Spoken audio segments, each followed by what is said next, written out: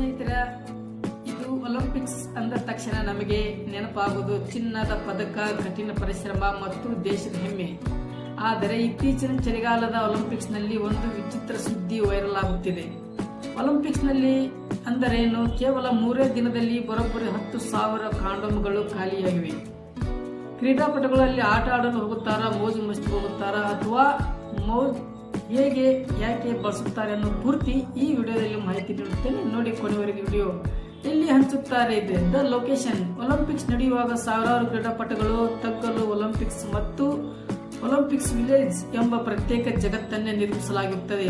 ಅಲ್ಲಿ ಕ್ರೀಡಾಪಟುಗಳು ಉಚಿತ ಊಟ ಮತ್ತು ಜಿಮ್ ವಸತಿ ಜೊತೆಗೆ ಆರೋಗ್ಯ ಕೇಂದ್ರಗಳು ಸ್ಥಾಪಿಸಲಾಗಿರುತ್ತದೆ. ಕೇಂದ್ರಗಳ ಅಥವಾ ಇವರ ರೂಮ್ಗಳ ಹತ್ತಿರ ಈ ಕಾಂಡೋಮ್ ಕೇಂದ್ರಗಳನ್ನು ಸ್ಥಾಪಿಸಲಾಗಿರುತ್ತದೆ. ಏಕೆಂದರೆ ಕಾಂಡೋಮ್ ಉಚಿತವಾಗಿ ಸಿಗಲಾಗುತ್ತದೆ. ಅಲ್ಲಿ ಸಿಬ್ಬಂದಿಗಳು ಉಚಿತವಾಗಿ ಕಾಂಡೋಮ್ ಅನ್ನು ನೀಡುತ್ತಾರೆ.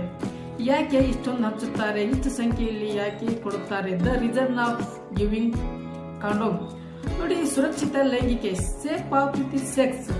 1918ರಲ್ಲಿ ಸ್ವಿಯಲ್ ಒಲಿಂಪಿಕ್ಸ್ ನಿಂದ ಈ ದಂಪತಿ ಶುರುವಾಯಿತು. ಈಗ HIV ಏಡ್ಸ್ ಬಗ್ಗೆ ಜಾಗೃತಿ ಮೂಡಿಸಲು ಅಲ್ಲಿನ ಜಾಗೃತಿಗೆ ಅದನ್ನು ಅನುಸರಿಸಲಾಯಿತು. ಸಾವಿರಾರು ಯುವ ಕ್ರೀಡಾಪಟುಗಳು ಅಲ್ಲಿ ಸೇರುವುದು ಕಾರಣದಿಂದಾಗಿ ರೋಗಗಳು ಹರಡಬಾರದೆಂದು ಸಂಘಟಕರು ಈ ಉದ್ದೇಶದಿಂದ ಕಾಂಡೋಮ್ ಅನ್ನು ಹಂಚುತ್ತಾರೆ.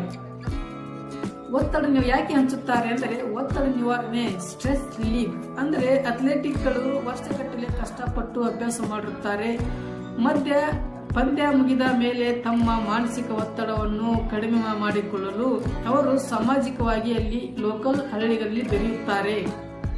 ಸೋಷಿಯಲ್ ನೆಟ್ವರ್ಕಿಂಗ್, ಬೇರೆ ಬೇರೆ ದೇಶದ ಕ್ರೀಡಾಪಟುಗಳು ಅಲ್ಲಿ ಭೇಟಿಯಾಗುತ್ತಾರೆ. ಈಗಿನ ಕಾಲದ ಡೇಟಿಂಗ್ ಆ್ಯಪ್ಗಳ ಮೂಲಕ ಒಲಿಂಪಿಕ್ಸ್ ಕ್ರೀಡಾ ಅತಿ ಹೆಚ್ಚಾಗಿ ಎಂದು ವರದಿಗಳು ಆಗಿವೆ.